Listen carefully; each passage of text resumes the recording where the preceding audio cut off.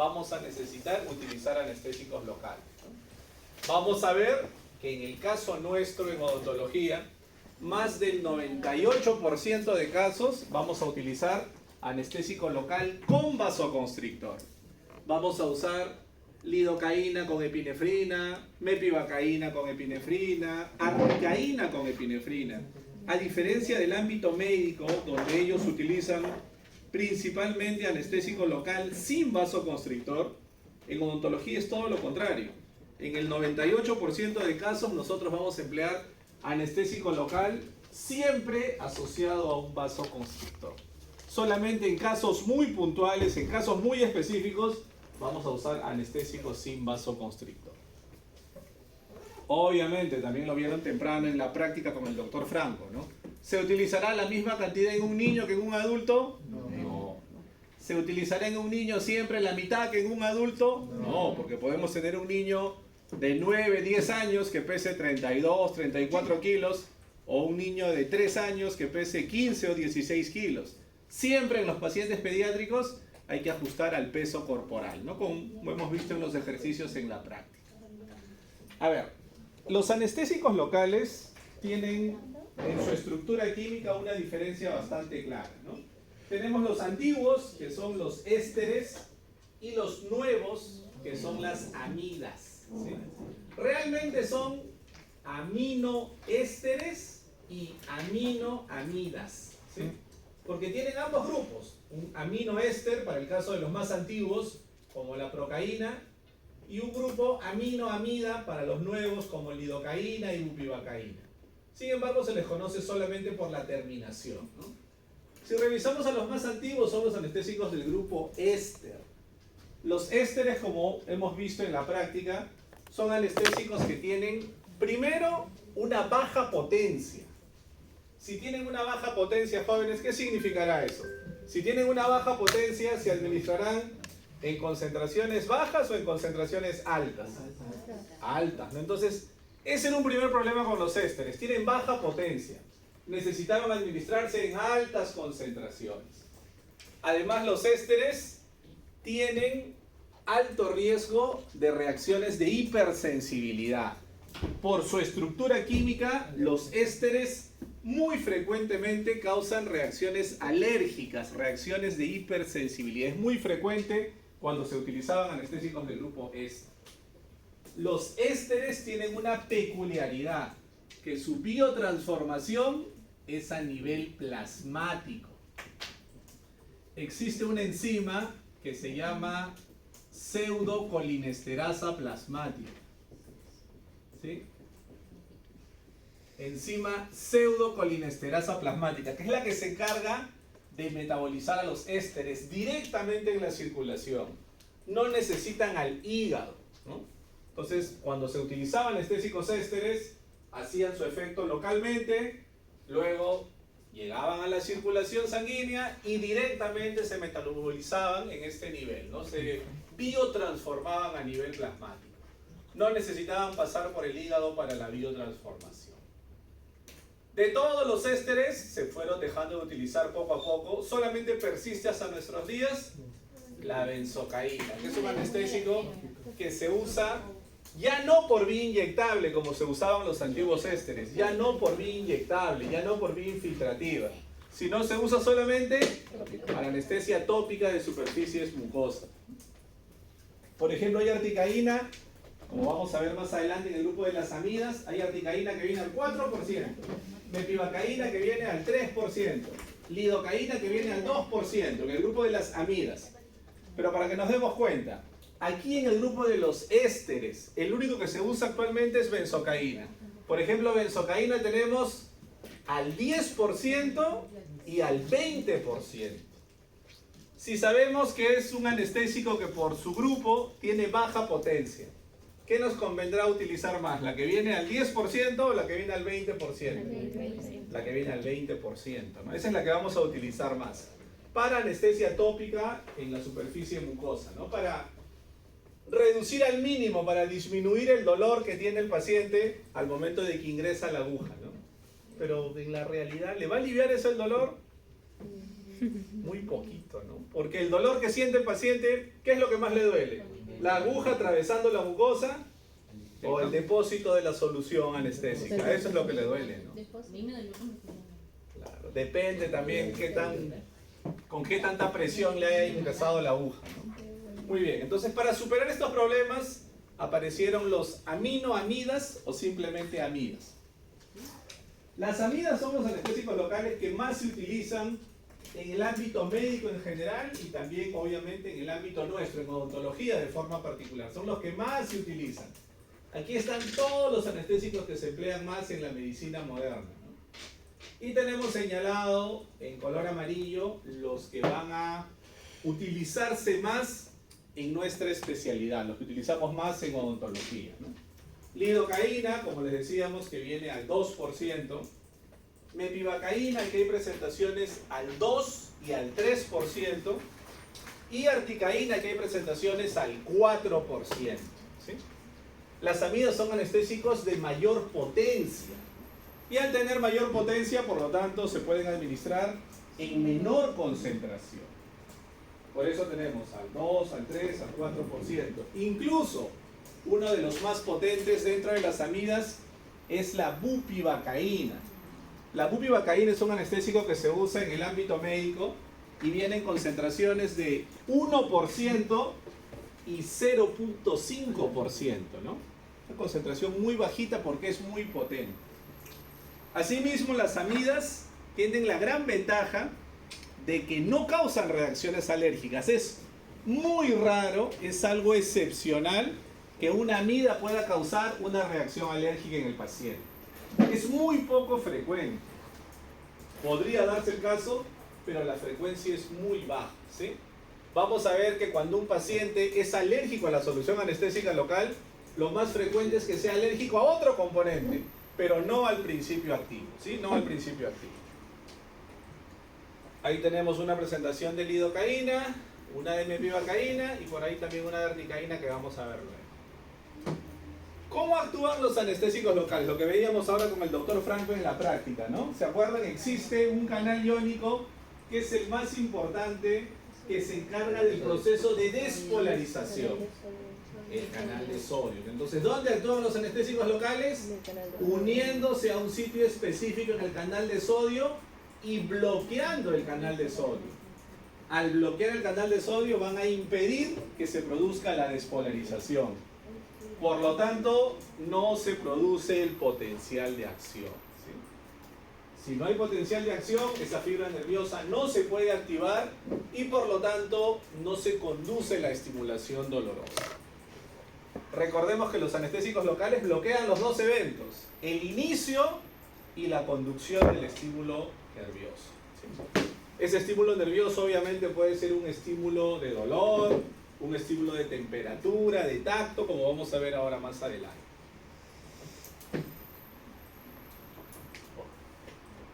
A ver. Si nosotros vemos acá, a ver, vemos en la parte superior primero, este panel A, en la parte superior, ¿no? ¿Qué pasa cuando se activan los nociceptores, los receptores del dolor? Se produce un potencial de acción y ese potencial de acción viaja desde una neurona aferente primaria hasta el asta dorsal de la médula espinal y luego va hacia centros superiores. Pero ¿qué pasa si yo bloqueo administrando un anestésico local? ¿Qué es lo que hace el anestésico local? Lo que tenemos acá en la parte inferior. Primero, ¿no? Cuando yo activo los nociceptores, cuando ejerzo un estímulo químico, físico, mecánico, cuando hago algún tipo de trauma a nivel de los tejidos, de repente cuando voy a hacer una exodoncia o cuando voy a hacer un levantamiento de colgajo para algún tipo de procedimiento quirúrgico, esa activación de los nociceptores produce el ingreso de iones sodio, ¿no? Vemos acá un canal de sodio especializado, hay ingreso de iones sodio, se produce una despolarización y se conduce el estímulo doloroso. ¿Qué sucede cuando nosotros administramos un anestésico local? La primera característica, ¿no? Los anestésicos locales funcionan bien en pHs alcalinos. ¿Se acuerdan ustedes, jóvenes, cuál es el pH normal de nuestro cuerpo? Está bien que hayan llevado mal fisio, pero eso es algo básico, ¿no? Eso hasta en fisiología general creo que lleva. 7.4, ¿no? 7.4 más menos 0.02, algo por ahí. 7.4 aproximadamente. Es un pH alcalino. Entonces recordemos eso. Los anestésicos locales funcionan mejor en pHs alcalinos. Los pHs alcalinos son favorables, son amigables para el efecto del anestésico local. ¿Qué pasa si yo coloco mi anestésico local en un pH alcalino? El anestésico local se va a dividir en dos fracciones. Si yo lo coloco en un pH alcalino, el anestésico local se divide en dos fracciones. Una fracción que es la fracción no ionizada. ¿Qué significa no ionizada? Que no tiene carga eléctrica, que es liposoluble. ¿Sí? El anestésico local, cuando yo lo coloco en un pH alcalino, se divide en dos fracciones. Una fracción no ionizada y una fracción ionizada. ¿Sí? La fracción ionizada es hidrosoluble. Y la fracción no ionizada es liposoluble. Cuando nosotros estamos en un pH alcalino, en un pH fisiológico, como el que tienen normalmente nuestros tejidos, va a predominar la fracción no ionizada del anestésico en forma liposoluble. Es el que va a predominar cuando nosotros lo colocamos en un pH alcalino, ¿sí? Predomina la fracción no ionizada. Entonces, ¿qué pasa? El anestésico local predomina en fracción no ionizada, que es liposoluble. Al ser liposoluble, ¿qué va a pasar, jóvenes? ¿Qué vemos aquí en la imagen? ¿Qué vemos aquí en la imagen? Obviamente, al ser liposoluble, atraviesa la membrana celular, que tiene naturaleza lipídica, ingresa al citoplasma neuronal y desde la parte interna bloquea al canal de sodio. Los anestésicos locales van a bloquear los canales de sodio, pero solamente los pueden bloquear desde la superficie interna, desde la parte interna del canal. Una vez que bloquean el canal de sodio, obviamente el canal está cerrado, va a estar bloqueado. Por más que yo siga produciendo más estímulos, ¿qué va a pasar? Si está cerrado el canal, jóvenes, ¿va a poder ingresar los iones de sodio? Ya no ingresa sodio. Y si no ingresa sodio, no hay potencial de acción. Si no hay potencial de acción, no se percibe dolor, no se percibe ningún tipo de sensación. ¿Se entendió? ¿Sí? ¿Se entendió? Pero ¿qué pasaría? Que ahí viene la diferencia. ¿Qué pasaría si yo... A ver. ¿Qué pasaría si yo coloco el anestésico local en un tejido que está infectado, ¿no? Digamos un tejido que tiene un absceso periapical. ¿Cómo será el pH, jóvenes, en un absceso periapical? Será un pH ácido, ¿no? Un pH ácido. Pongamos un pH de 3. ¿Sí? Un pH ácido. ¿Qué pasa cuando colocamos el anestésico local en un pH ácido? Igualmente se va a dividir en fracción no ionizada y fracción ionizada. Pero cuando estamos en un pH ácido, predomina la fracción ionizada. Predomina la fracción ionizada, que como sabemos es hidrosoluble. Solamente una cantidad muy pequeñita se convierte en fracción no ionizada, que es la fracción liposoluble. En un pH ácido, lo que va a predominar es la fracción ionizada del anestésico local. El anestésico local se ioniza, se llena de carga eléctrica. Aumenta su tamaño molecular. ¿Qué pasará, jóvenes, si el anestésico local se ioniza? Yo coloco anestésico local en un tejido infectado y el anestésico se llena de carga eléctrica. ¿Va a poder atravesar la membrana? No atraviesa la membrana. Y si no atraviesa la membrana, ¿podrá bloquear al canal de sodio? No lo va a poder bloquear porque solamente se puede bloquear desde la superficie interna. Entonces, ¿funcionará el anestésico local en un tejido infectado? No funciona, ¿no? Por más que yo aumente la cantidad, un cartucho, 2 cartuchos, no funciona porque el anestésico local se llena de carga.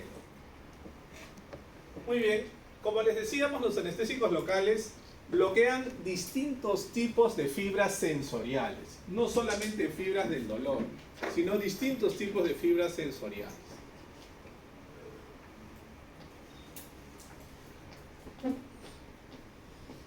Felizmente para nosotros, las fibras que se bloquean más fácilmente son las fibras del dolor. Incluso con una cantidad pequeña, con una baja concentración del anestésico local.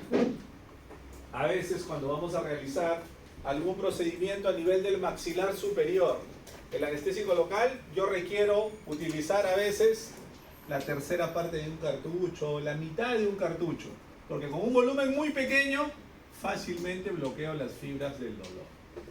Pero si yo quiero hacer un procedimiento más invasivo, de repente ya no solamente una restauración o un tratamiento de conductos, quiero hacer de repente la exodoncia de una pieza o quiero colocar un implante, ¿qué necesito? Aumentar la cantidad de anestésico local. Cuando yo aumento la cantidad de anestésico local, aparte de las fibras del dolor, también bloquea las fibras de la temperatura, del tacto e incluso de la presión profunda. ¿Les va a pasar alguna vez, jóvenes, que cuando yo coloco anestésico local y he colocado un volumen muy pequeño, ¿no? Le colocamos al paciente y dice, doctor, sí, ya siento adormecido el labio, está como hinchado mi labio, ok. Y queremos hacer la exodoncia, ¿no? Cogemos el elevador recto, cogemos el forceps y el paciente dice, pero yo siento que me duele, no siento que mi diente se está moviendo. Claro, porque hemos bloqueado solamente fibras del dolor, pero no hemos bloqueado tacto ni presión profunda. El paciente va a sentir que su pieza dentaria está en el alveolo, que gira, que se mueve. Entonces, ¿qué hay que hacer cuando vamos a hacer un procedimiento quirúrgico? Un mayor volumen de anestésico local. Ya no la tercera parte o la mitad de un cartucho, sino un cartucho completo. Para el 99.99% de procedimientos, jóvenes, suficiente con un cartucho de anestesia. Suficiente. Y eso me va a permitir llegar hasta el bloqueo de la presión profunda, que el paciente no sienta esa presión sobre los tejidos. También les puede pasar alguna vez lo contrario, ¿no? Que pasa sobre todo cuando uno está aprendiendo. ¿Qué técnica será más fácil? ¿Ya han visto? Tienen anestesiología, creo. Sí. Tienen anestesiología. ¿Sí han visto que es diferente colocar anestesia en el maxilar superior, que usualmente hacemos técnica infiltrativa? A nivel mandibular, usualmente requerimos bloqueo del nervio dentario inferior. ¿Qué es más difícil? ¿Infiltrativo o bloqueo del nervio dentario inferior? Obviamente bloqueo del nervio dentario inferior, porque hay que tener más referencias anatómicas, hay que ser más cuidadoso, hay que aspirar un poquito y ser más cuidadoso. A veces pasa eso, ¿no? Como no tenemos buena técnica cuando estamos aprendiendo, ¿qué nos da la falsa sensación de seguridad, jóvenes? ¿Colocar una cantidad pequeña o colocar un gran volumen de anestésico local? A veces pasa eso, ¿no? Dice, no, oye, no le funciona a tu paciente, mejor ponle otro cartucho, ¿no? Y le ponemos un cartucho y medio, 2 cartuchos, 3 cartuchos. Vamos a ver luego que existen 2 tipos de anestesia. Existe una anestesia que se llama anestesia de tejidos blandos. ¿Sí? Anestesia de tejidos blandos. Esa anestesia de tejidos blandos se inicia rápidamente, en pocos segundos. Y dura muchísimo en el tiempo. Va a durar varias horas. En algunos casos puede durar 3, 4, hasta 5 horas la anestesia de tejidos blandos. Muy diferente a lo que yo deseo, a lo que yo necesito, que es la anestesia pulpar. Porque nosotros vamos a hacer una restauración o un tratamiento de conductos o una exodoncia. Yo requiero anestesia pulpar. La anestesia pulpar demora más tiempo en presentarse y tiene una duración más corta. Puede ser a veces 45 minutos, 60 minutos, a veces 90 minutos, ¿sí? Una duración más corta si yo la comparo con la anestesia de tejidos blandos, ¿sí? Entonces no nos confundamos, seguro han visto eso en anestesiología, ¿no? Apenas empezamos a colocar el anestésico local, ¿qué sienten ustedes? ¿No? Sienten un hormigueo en el labio, como si el labio se estuviera hinchando. Eso significa que ya le puedo empezar a hacer a mi paciente la restauración, la exodoncia. ¿Qué necesito yo? Que aparezca la anestesia pulpar. Entonces, ¿qué pasa a veces? Que como no sabemos o no tenemos una buena técnica, le colocamos 2 cartuchos, 3 cartuchos y nos pasamos hasta el bloqueo motor, ¿no? Le decimos al paciente, señor, ¿cómo se siente? ¿Y cómo nos responde el paciente? Nos responde como Rocky en Rocky 1, ¿no? Dice, sí, doctor, no me siento mejor. Dice, a ver, enjuáguese un poquito ahí con el vasito, ¿no? Con el vasito, no, la mitad de la escupidera y la mitad de la ropa, ¿no? Entonces, no debemos colocar un volumen muy alto porque si no, hacemos un bloqueo de fibras motoras y el paciente no va a poder mover adecuadamente el labio o incluso la lengua en algunos casos.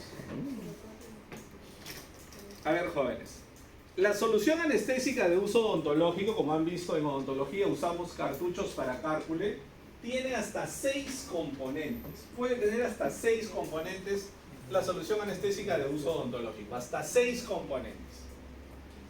El primer componente es el principio base. ¿Qué será el principio base, jóvenes? ¿A qué les suena principio base? El principio activo, correcto. Es el anestésico local propiamente dicho. Es aquel componente que va a ejercer la acción anestésica local. En términos sencillos, el anestésico local propiamente dicho, ¿no? En odontología utilizamos estos 3, ¿sí? Lidocaína, mepivacaína o articaína. Estos 3 utilizamos en odontología. Veamos el segundo componente. Hemos dicho que son hasta 6. Pueden llegar a ser hasta 6 componentes. El segundo componente es el vehículo. ¿Qué será el vehículo, jóvenes? ¿A qué nos suena vehículo? Agua destilada. No lean. ¿Qué será el vehículo?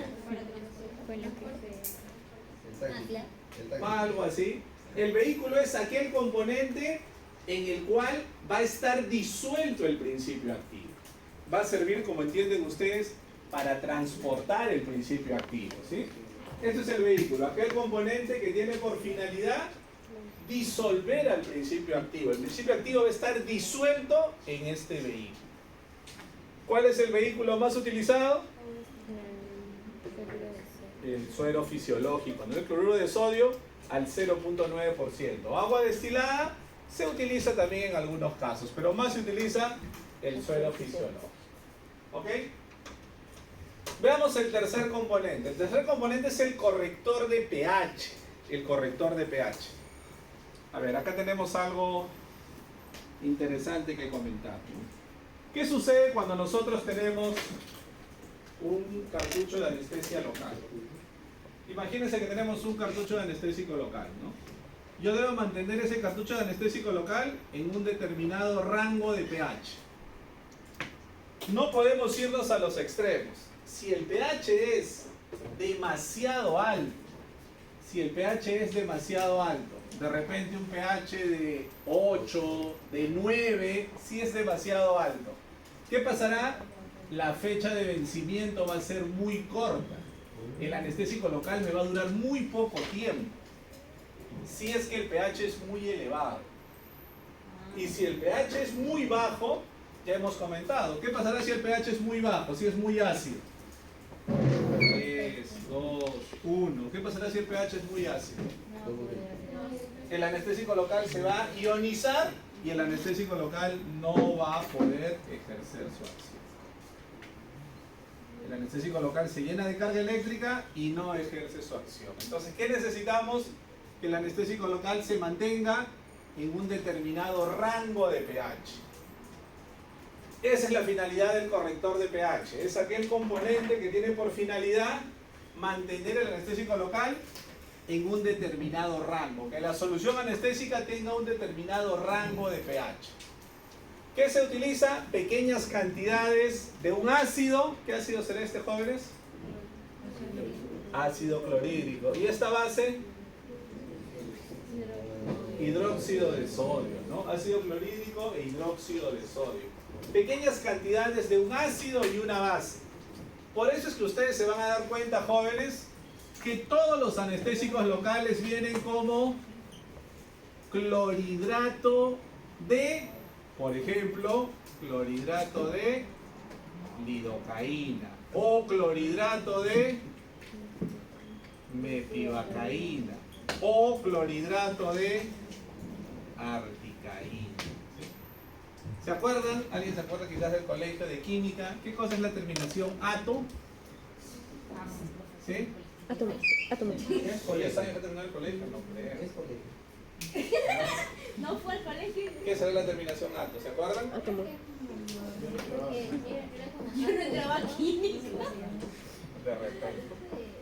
Ato hace referencia a la formación de una sal, ¿no? La formación de una sal. Entonces, ¿por qué los anestésicos locales se denominan así? Clorhidrato de lidocaína o clorhidrato de mepivacaína o de articaína.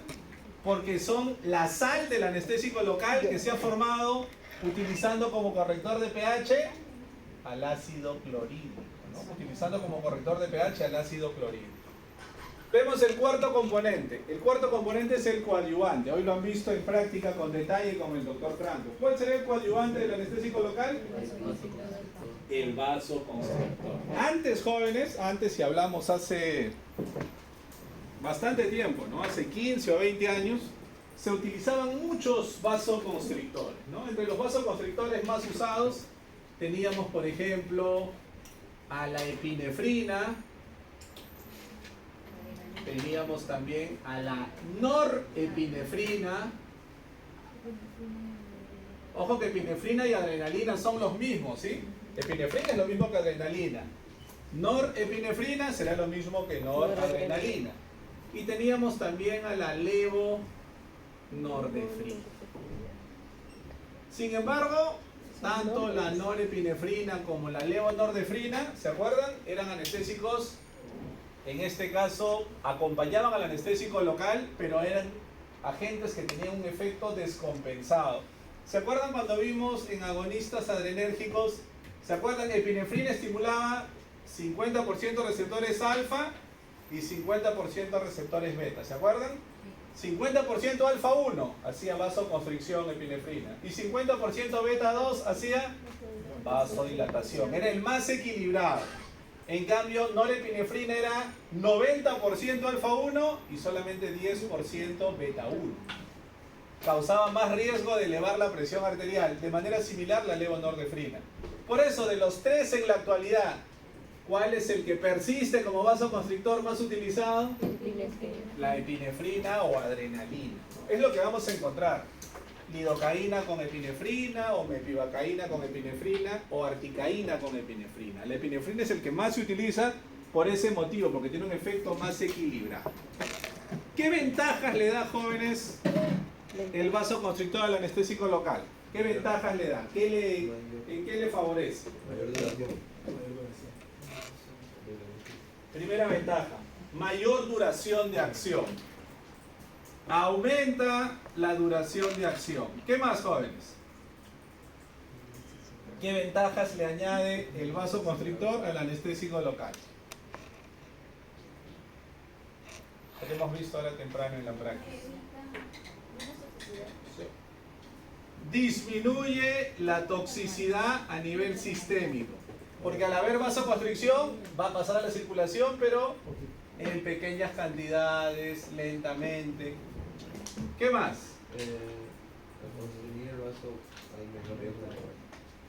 Mejora la hemostasia. Si nos dedicamos a hacer cirugía, muy importante. Mejora la hemostasia. Al haber vasoconstricción, hay menor sangrado. ¿Y qué más? Falta una, jóvenes. Falta una. Al hacer vasoconstricción, lo que conseguimos es que el anestésico local se quede más tiempo cerca de esa fibra nerviosa donde yo lo he colocado. ¿Dónde conseguiremos mejor profundidad de la anestesia? ¿Cuando usamos con vasoconstrictor o sin vasoconstrictor? Entonces, el vasoconstrictor también permite aumentar la profundidad anestésica, o sea, bloquear mejor el dolor. En importancia, esas son las 4 ventajas, ¿no? Prolonga la duración de acción, prolonga la profundidad de la anestesia, mejora la profundidad de la anestesia, disminuye el riesgo de toxicidad sistémica y favorece la hemostasia, reduce el riesgo de sangrar. ¿Sí? 4 ventajas que tenemos. A ver, el quinto componente es algo peculiar, ¿no? Es algo raro, que solamente tenemos acá en Perú, ¿no? y algunos pocos países de Latinoamérica, ¿no? El preservante. A ver, el preservante es aquel componente que tiene por finalidad mantener la esterilidad de la solución anestésica, que la solución anestésica se mantenga estéril, que no se contamine. Ese es el efecto que va a producir el preservante, la finalidad que tiene el preservante. Pero a ver, yo les comento. Ustedes ya han colocado anestésico local, ¿no? Lo voy a tomar, mejor lo tapo, lo voy a tomar. Sí, capaz. Ya han usado anestésico local ustedes, ¿no? A ver, jóvenes, ¿qué volumen tiene un cartucho de anestesia local, se acuerdan? 1.8 mililitros, un volumen pequeñito. Yo tengo un cartucho estéril, la solución viene estéril. Lo coloco en mi cárpule, que está estéril, ¿no? Coloco mi cartucho en el cárpule estéril. Le pongo una aguja estéril. Y la utilizo una sola vez. Le coloco a mi paciente y así yo coloque la mitad, descarto lo que queda, ¿no? No voy a ser tan ahorrador que si usé la mitad, guardo la mitad y le pongo, ¿no? Hugo chinga le pongo, ¿no? Para la siguiente cita. Así utilice la mitad, yo lo descarto. Entonces es solución estéril, en un cárpule estéril, con una aguja estéril. ¿Existe un riesgo real de contaminación si lo voy a usar una sola vez? ¿Existe un riesgo real de contaminación? No. Muy diferente a lo que vemos acá. Muy diferente, no se ve completa la imagen. Pero sí hemos visto en la práctica, ¿no, jóvenes? Un frasco ampolla. Un frasco ampolla es más grande. Puede tener un volumen de 20 o hasta 50 mililitros. Imagínense, esto se usa mucho en medicina en general, por ejemplo, para suturar heridas. Cuando alguien se cae, se hace un corte, una lesión en el cuero cabelludo, con eso se suturan las heridas. Pero imagínense, 20 mililitros. Yo a un solo paciente le colocaré 20 mililitros. Esto sí es multidosis. Entonces, ¿qué significa? Que yo voy a ingresar con una aguja, veo a un paciente, le coloco a un paciente. Después, más tarde o al día siguiente, viene otro paciente, saco otro volumen y le coloco al otro paciente. Esto sí es multidosis, con diferentes agujas, con diferentes jeringas. Aquí existe riesgo de contaminación. En un frasco ampolla sí hay riesgo de contaminación. Entonces, para que vean ustedes qué tan atrasados estamos en relación al mundo civilizado. La Asociación Dental Americana y la FDA ya hace más de 40 años, el año de 1983, más de 40 años, definieron que los cartuchos para cárpule de uso odontológico no deben tener preservante. ¿Por qué? En primer lugar, porque no lo necesitan. Entonces la recomendación del 83 de la FDA y la Asociación Dental Americana nos indica que los cartuchos para cárpule no deben tener preservante, ¿sí? Además, una situación más.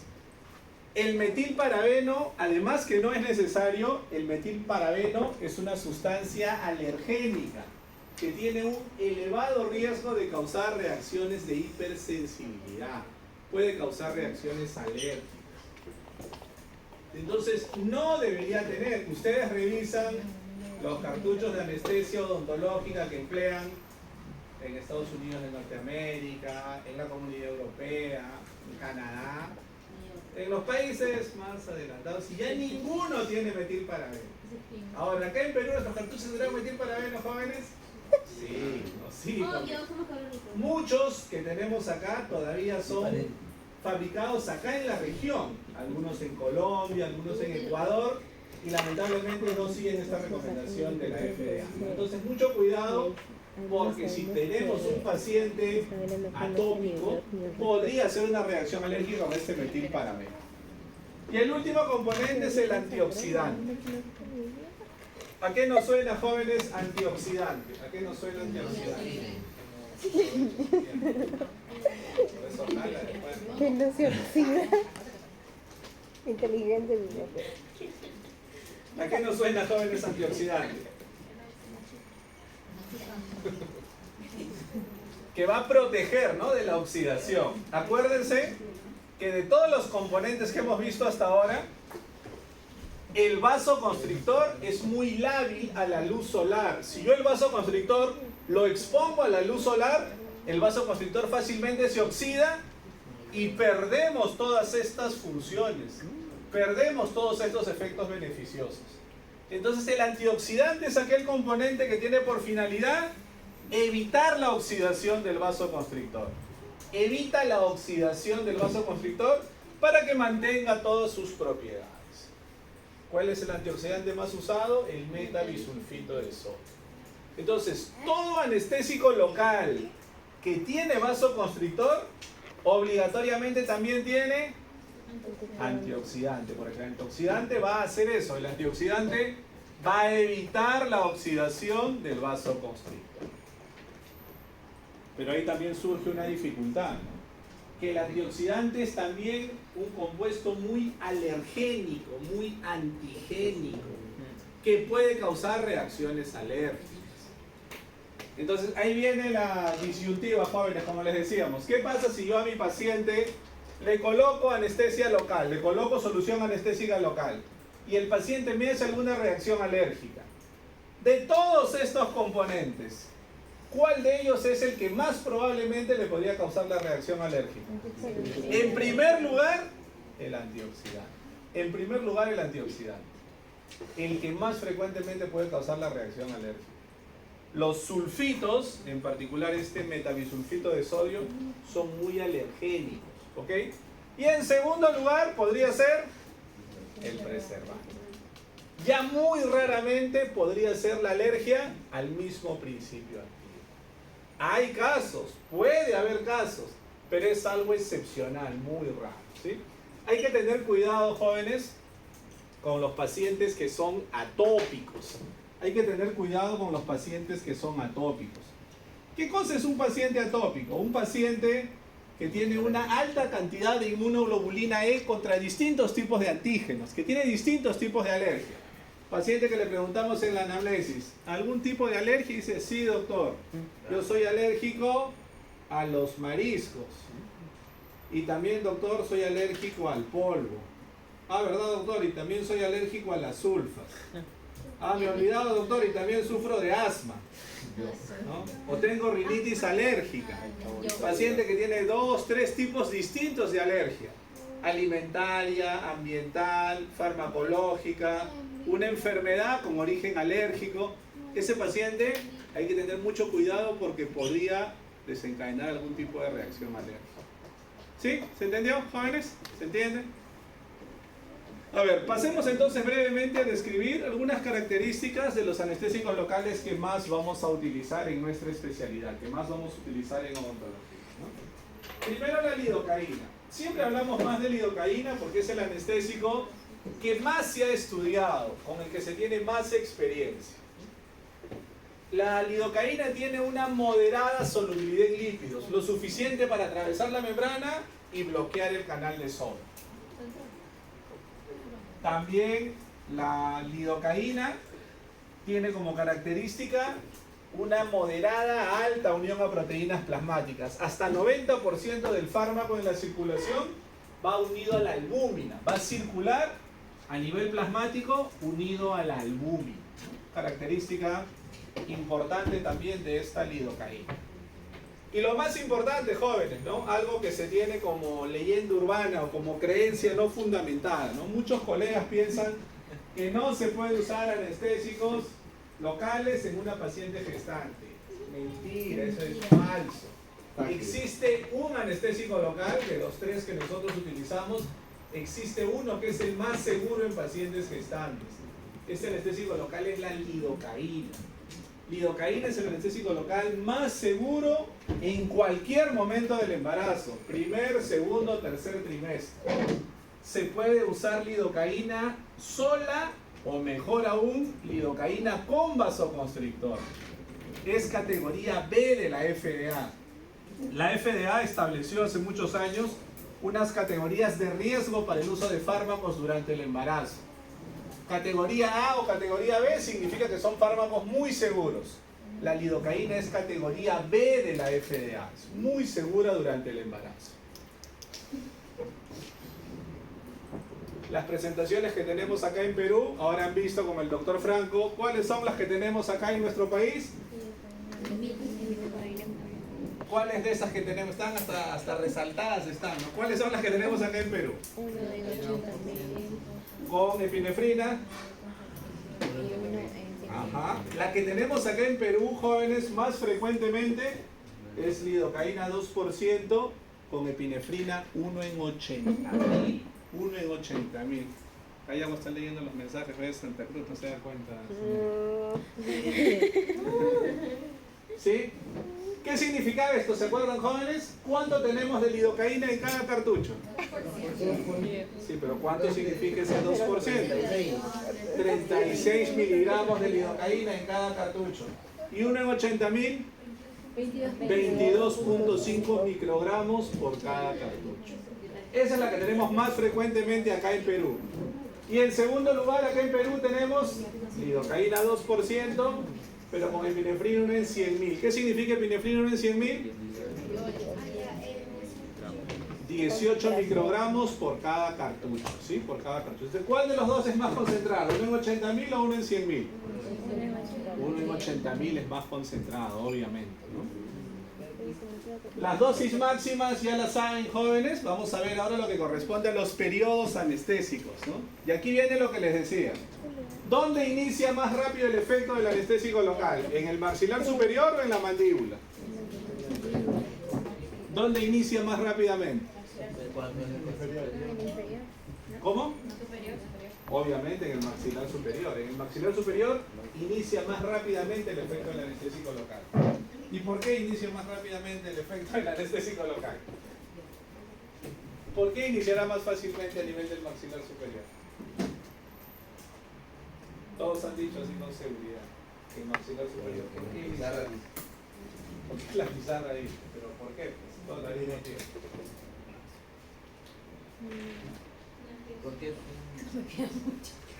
Sí, no me llegué. Como le han llevado anatomía también con el doctor Araujo. ¿Se acuerdan de temas anatómicos, no? ¿Cómo es el trabeculado óseo en el maxilar superior? ¿Cómo es el trabeculado óseo? En el maxilar superior, ¿qué hay más? ¿Hueso compacto o hueso esponjoso? En el maxilar superior, hueso esponjoso. El trabeculado óseo es más, ¿no? Es más amplio a nivel del maxilar superior. Por eso el anestésico local puede difundir más fácilmente y bloquear las fibras nerviosas. En cambio, a nivel mandibular, ¿cómo es el trabeculado óseo? Más denso, hay más hueso, ¿no? Cortical, ¿ok? Entonces, el inicio de acción a nivel del maxilar superior cuando colocamos técnica infiltrativa en los primeros 2 minutos. A nivel mandibular, de 2 a 4 minutos. El efecto máximo a nivel del maxilar superior, de 2 a 4 minutos. Y a nivel mandibular, de 5 a 7 minutos. Y aquí viene un poco lo que les comentaba, ¿no, jóvenes? ¿Qué creen ustedes que debemos esperar? ¿Inicio de acción o efecto máximo para empezar a trabajar? Obviamente, efecto máximo. Estoy seguro que les ha pasado lo que les vamos a comentar ahora. A ver. No tanto tampoco. A ver, ¿no? ¿Has visto lo que hay hecho? A ver, jóvenes, imagínense, si hacemos un corte coronal, imagínense ustedes, que ustedes me van a colocar a mí, bloqueo del nervio dentario inferior a nivel del lado derecho, ¿no? Bloqueo del nervio dentario inferior derecho, a mí. Y hacemos un corte coronal, imagínense. Yo tengo al centro, mucho más grande, más grueso, el nervio dentario inferior. En la parte central, el nervio dentario inferior. Yo tengo hacia adentro, hemos hecho un corte coronal, ojo. Tengo hacia adentro el nervio lingual, ¿no? Y hacia afuera el nervio bucal, ¿sí? Hacia acá tengo la superficie vestibular y hacia acá tengo la superficie lingual. ¿Ok? ¿Sí? ¿Estamos, jóvenes? Sí. ¿Se entiende? Hacemos un corte al centro más grueso dentario inferior, hacia adentro el nervio lingual, hacia afuera el nervio bucal. Yo coloco alrededor, lo más cerca que puedo, trato de pulirme con la técnica, lo más cerca que puedo, coloco mi anestésico local. ¿Sí? Coloco mi anestésico local. A ver. Primero, por proximidad. ¿Dónde va a hacer efecto primero el anestésico local? ¿En el dentario inferior o en el bucal y lingual, por proximidad. ¿Dónde va a hacer efecto primero? ¿Dónde llega primero? Al bucal y al lingual. ¿Sí? Por magnitud, recuerden que el anestésico local para que funcione, ¿qué tiene que hacer? Atravesar la membrana y bloquear el canal de sodio desde la parte interna. ¿Dónde atravesará más rápidamente la membrana? ¿En un nervio delgadito o en un nervio grueso? Obviamente. Entonces, lo primero que va a hacer es causar efecto a nivel del nervio lingual y el nervio bucal. ¿Qué es lo primero que siente el paciente cuando colocamos bloqueo del nervio dentario inferior? ¿Qué es lo primero que siente? Siente una sensación de adormecimiento, una sensación de hormigueo en el labio, como que está hinchado, hay tumefacción, tanto a nivel del labio y a nivel del borde de la lengua. ¿Eso significa, jóvenes, que ya está el efecto del anestésico local? Eso es el inicio de acción. Siempre pasa eso, que no les pase eso, ¿no? Que le preguntan al paciente y dice, sí, doctor, doctor, sí, ya está hinchado, ya, el labio también, doctor, y la lengua hasta la puntita. Ya no hay que hacer la extracción, ¿no? Cogen su forceps y el paciente, ¿qué va a decir? Doctor, me duele, ¿no? Me duele, claro que le duele, porque estamos recién en inicio de acción. ¿Qué tenemos que esperar? Más tiempo, el efecto máximo hasta que ingrese al nervio dentario inferior. ¿Ok, jóvenes? Eso demora más tiempo, incluso con una buena técnica, que la van a ir adquiriendo con la práctica. El bloqueo del nervio dentario inferior puede demorar entre 5 a 7 minutos, hasta que alcanzamos el efecto máximo. A ver, la duración de acción, aquí viene lo que les comentamos, ¿no? ¿Cómo se llama la anestesia que se inicia más rápidamente y dura más en el tiempo? Anestesia de tejidos blandos. Se inicia rápidamente en los primeros segundos y dura mucho en el tiempo. Y la que yo necesito, la que yo deseo, esa demora más tiempo en aparecer y dura poco tiempo, ¿no? Lo que me interesa a mí es anestesia pulpar. Cuando colocamos en el maxilar superior, la anestesia pulpar con lidocaína dura entre 45 a 60 minutos. De 45 a 60 minutos. Cuando coloco a nivel del bloqueo del dentario inferior, la anestesia pulpar dura alrededor de 90 minutos. ¿Sí? Imagínense ustedes, ¿no? Para el ejemplo que les pusimos, ¿sí les pasó? ¿Se lo ya han practicado entre ustedes? Sí. Anestesia del dentario inferior. Sí. ¿Y les duró, a algunos les duró así, 3 horas, 4 horas? Sí. Así dura, ¿no? La anestesia de tejidos blandos es muy prolongada. Y esto es, jóvenes, utilizando un cartucho. ¿Qué pasa si yo utilizo el doble? Porque algún inteligente dice, mejor le pongo el doble. La anestesia de tejidos blandos se multiplica proporcionalmente. Puede durar 4 o 5 horas. Y lamentablemente la pulpar crece muy poquito. Las dosis máximas creo que las vieron con el doctor Franco ahora. Igual recordar que para el caso de lidocaína hay diferencias si usamos con epinefrina o sin epinefrina, ¿no? Y recordar que debemos tener en cuenta siempre la diferencia entre adultos y niños.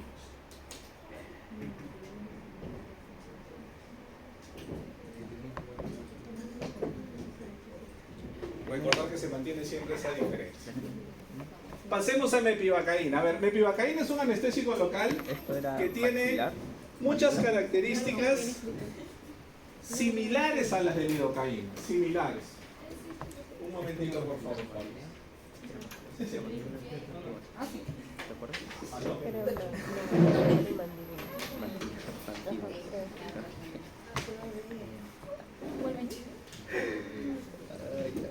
¿Qué dijo mi hermano?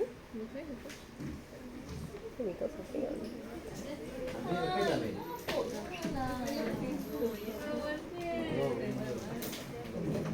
Bien, jóvenes. Les decíamos entonces, la mepivacaína, jóvenes, tiene muchas características similares a lidocaína. Moderada solubilidad en lípidos, alta unión a proteínas plasmáticas, pero por ejemplo su perfil de seguridad ya no es tan bueno en las pacientes gestantes. Es categoría C de la FDA para el embarazo.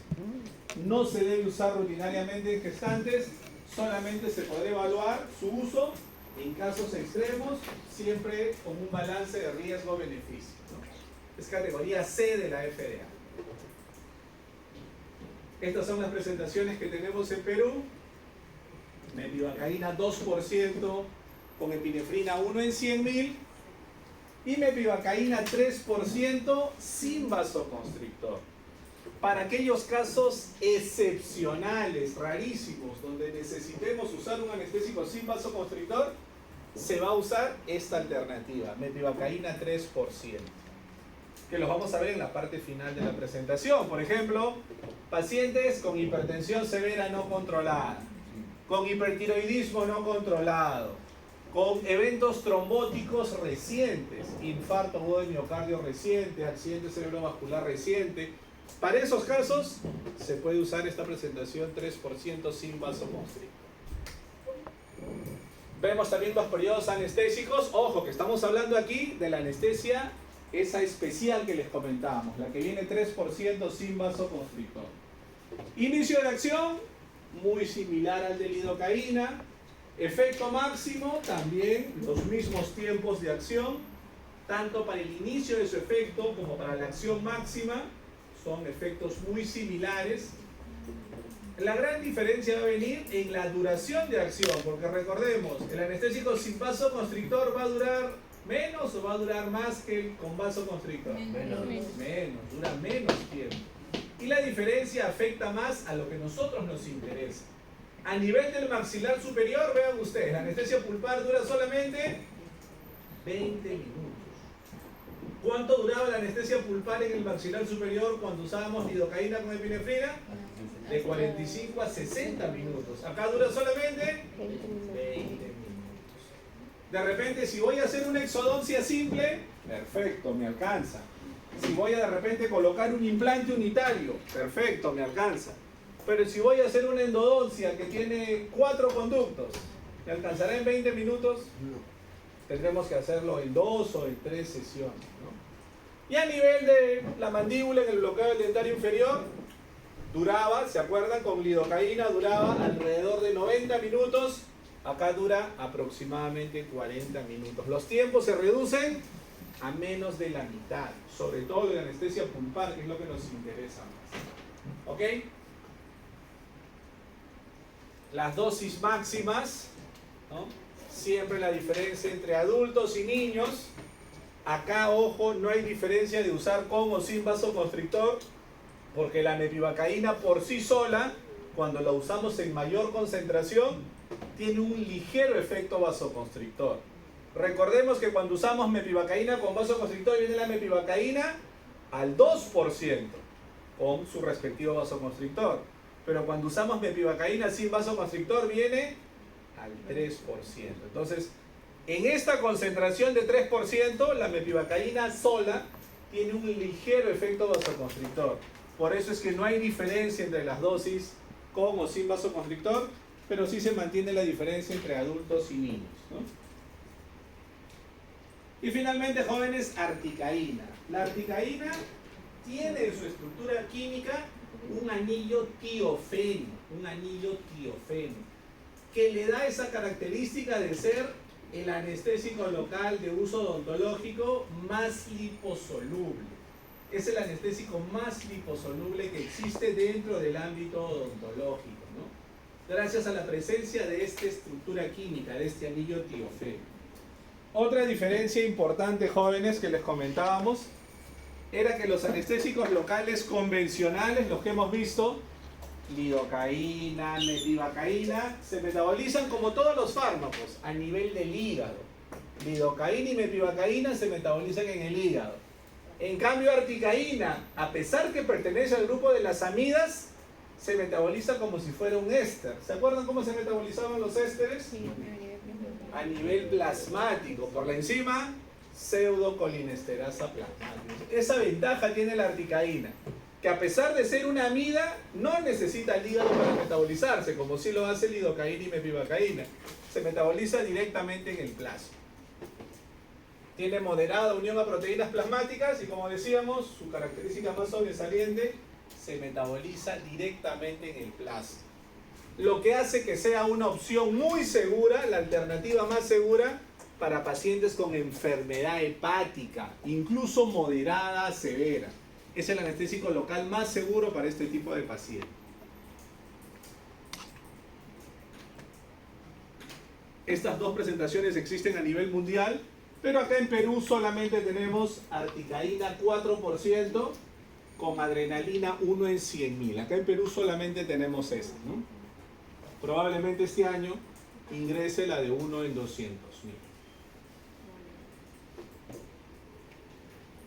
Vemos acá los periodos anestésicos. Si nos damos cuenta, el inicio de acción es ligeramente más rápido. Ligeramente más rápido. ¿Por qué?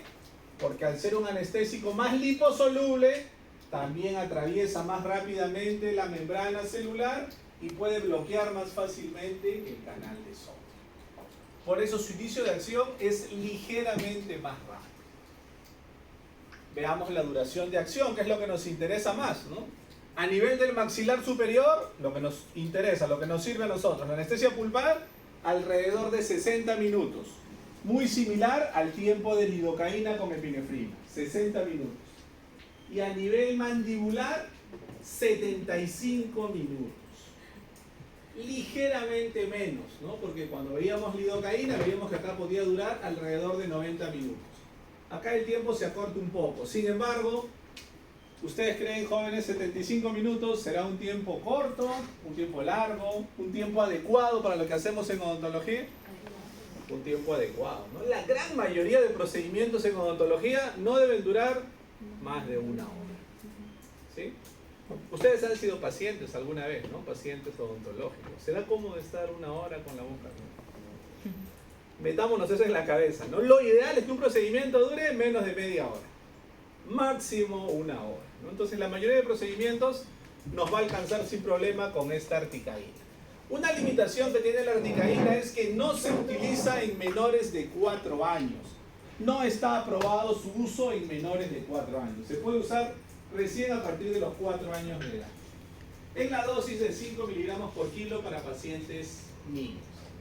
Y en adultos hasta 7 miligramos por kilo, como vieron ahora también en la parte práctica. Finalmente, para terminar, jóvenes, es muy raro que se produzcan efectos adversos con el anestésico local. Es extremadamente raro. Hay dos situaciones por las cuales se puede presentar un efecto adverso o incluso un efecto tóxico. Dos situaciones en particular. Una de ellas es que sin querer, lo que les mostró la foto del doctor Franco de la mañana, ¿se acuerdan, jóvenes? Ajá. ¿Cómo se llama eso? Tiene un nombrecito.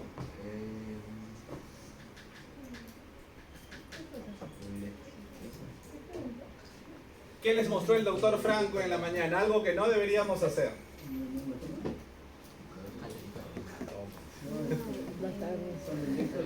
Exacto, ¿no? ¿Cuándo se puede presentar un efecto adverso? Si por una mala técnica, sin querer, hemos colocado intravascularmente. Dentro de un vaso sanguíneo.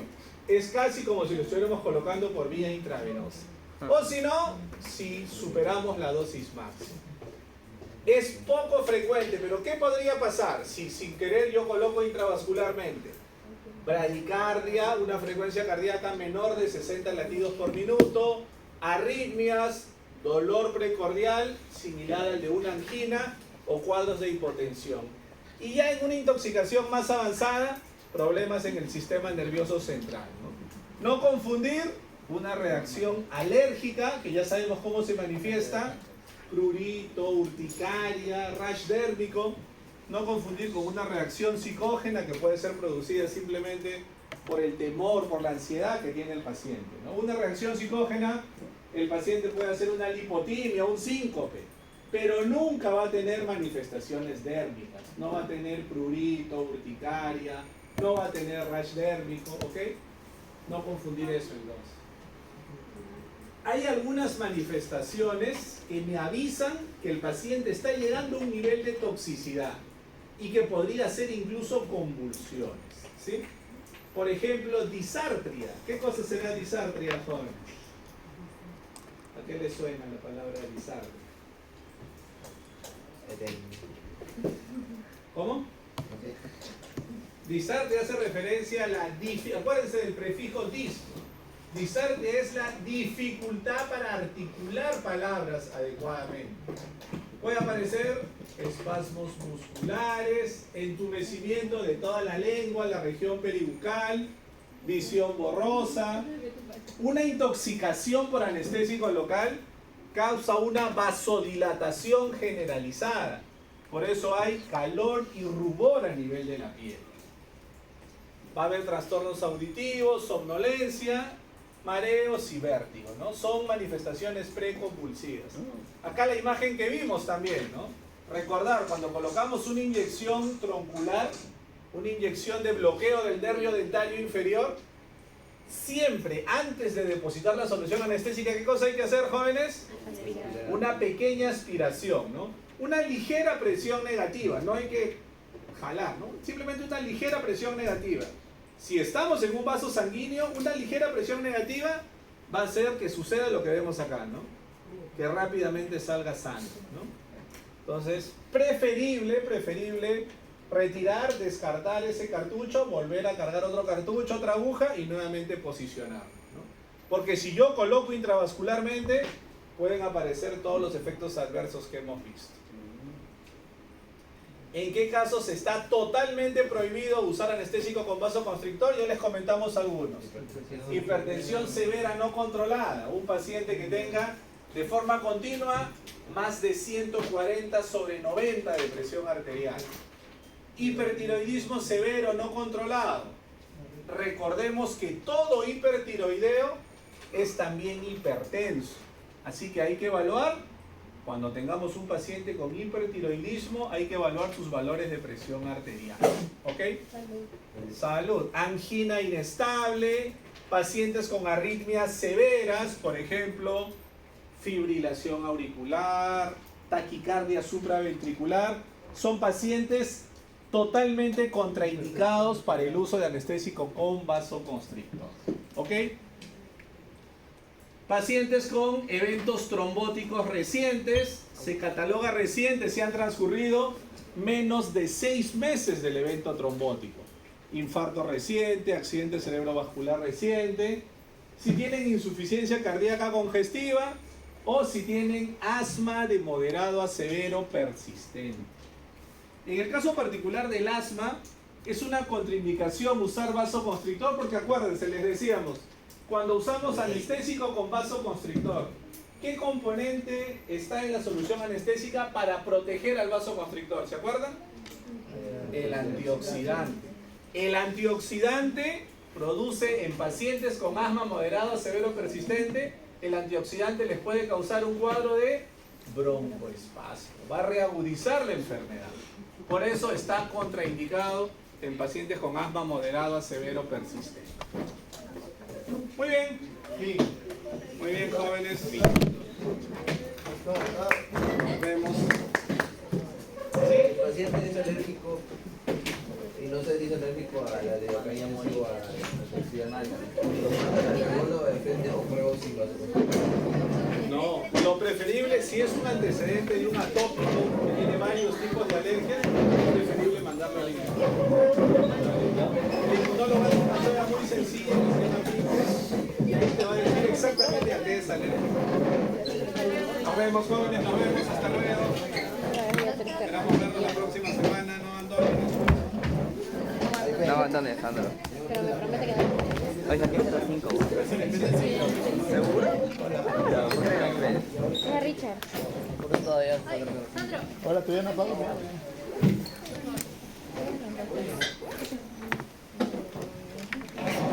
Gracias. a mi casa ahora. What?